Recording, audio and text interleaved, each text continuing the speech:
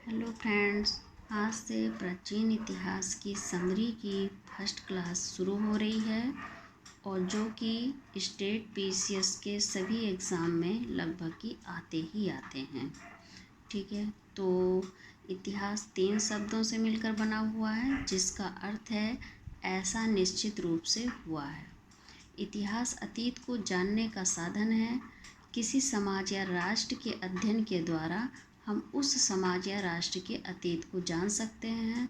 प्रत्येक देश अथवा राष्ट्र की अस्मिता की पहचान उसकी संस्कृति और सभ्यता से की जाती है। संस्कृति के अंतर्गत मानव के समस्त क्रियाकलाप आते हैं, जबकि सभ्यता के अंतर्गत उसके भौतिक पहलुओं पर जोर दिया जाता है। विष्णु पुराण में उल्लेखित समुद्र के उत्तर में तथा हिमालय के दक्षिण में जो स्थित है वह भारत देश है, जहाँ की संतति भारतीय हैं। इस देश का नामकरण ऋग्वैदिक काल में जन्मे भरत के नाम पर किया गया। सिंधु द्वारा सिंचित प्रदेश को इंडिया नाम सबसे पहले हखामनी ईरानियों द्वारा किया गया। पारसियों के पवित्र ग्रंथ जिंद अवेस्ता में सरस्वती की 7 नदियों क्षेत्र का उल्लेख करते हुए सप्त सैंधव शब्द का प्रयोग किया गया। यूनानियों ने सिंध नदी को इंडोस के नाम से पुकारा। भारत की प्रमुख पवित्र नदियाँ ये हैं गंगा, यमुना, गोदावरी, सरस्वती, नर्मदा, सिंधु, कावेरी। भारत की पवित्र नगर कौन सा है?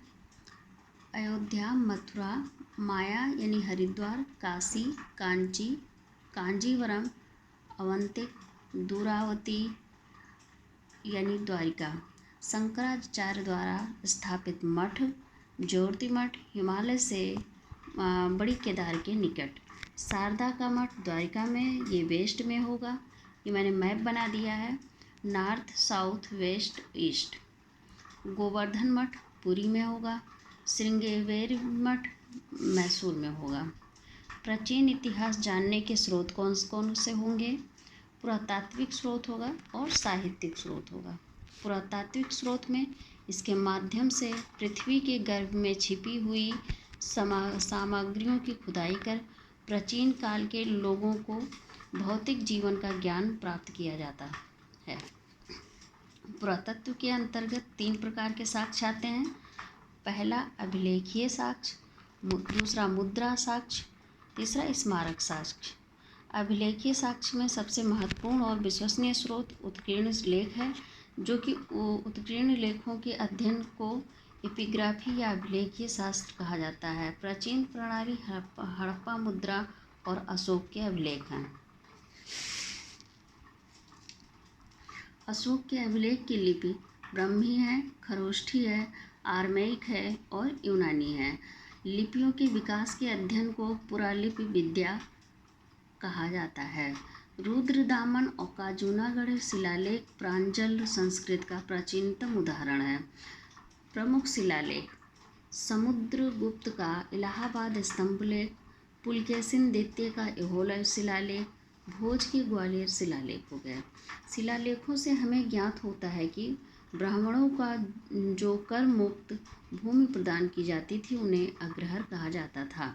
सिक्के के अध्ययन को न्यूमिस्मेटिक या मुद्रा शास्त्र कहा जाता है। अभिलेखों के द्वारा सिक्कों को भी भारतीय इतिहास के पुनर्निर्माण का सबसे महत्वपूर्ण स्रोत समझा जाता है। भारत के प्राचीनतम सिक्कों को 5वीं अथवा 6वीं शताब्दी ईसा पूर्व के हैं। पंचमार्क अथवा आहत सिक्के कहा जाता है।